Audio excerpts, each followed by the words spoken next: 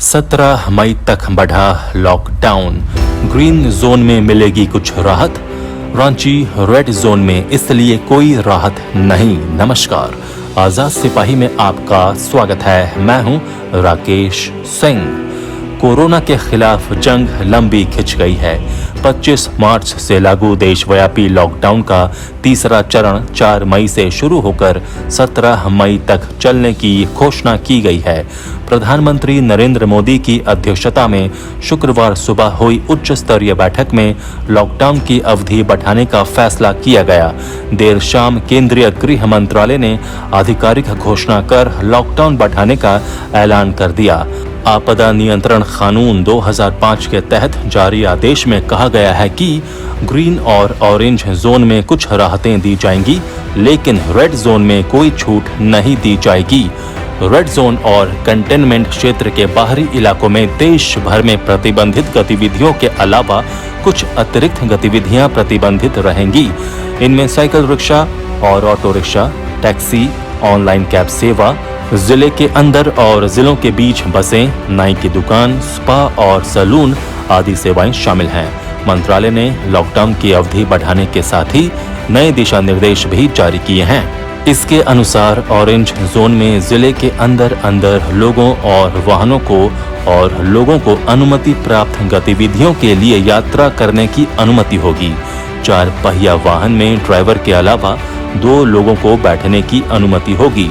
Green zone में देश भर में जारी कुछ प्रतिबंधित गतिविधियों को छोड़कर बाकी सभी गतिविधियों को अनुमति दी जाएगी।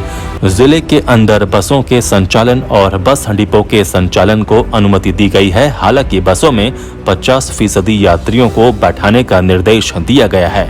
आइए जानते हैं झारखंड के कौन से जिले किस जोन में हैं। अब हम आपको बताते हैं कि झारखंड के कौन से जिले किस जोन में हैं। राज्य की केवल राजधानी रांची ही रेड जोन में है।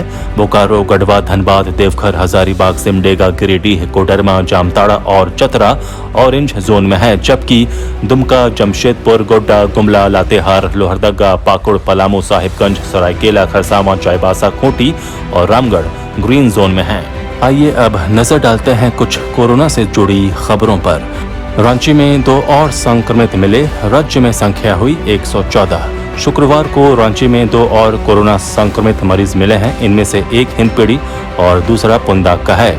इसके साथ ही राज्य में संक्रमितों की संख्या 114 पहुंच गई है। अब निजी लैब में भी होगी कोरोना जांच। झारखंड सरकार ने निजी लैब में भी कोरोना की जांच कराने की अनुमति दे दी है। शुक्रवार को स्वास्थ्य विभाग की ओर से इस बारे में अधिसूचना जारी की गई। इसके लिए 4 लैब को अनुमति दी गई है, जिसमें doctor Lal path lab, SRL limited, core diagnostics और पैथ काइंड डायग्नोस्टिक्स शामिल हैं।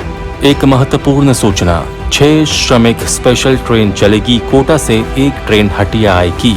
तेलंगाना से लिंगमपल्ली से 1200 प्रवासी मजदूरों को लेकर हटिया रवाना हुई ट्रेन के बाद अब केंद्र सरकार ने देश के विभिन्न भागों में फंसे प्रवासी मजदूरों, छात्रों और पर्यटकों आदि को उनके घर पहुंचाने के लिए ट्रेनों का इस्तेमाल करने की अनुमति दे दी है।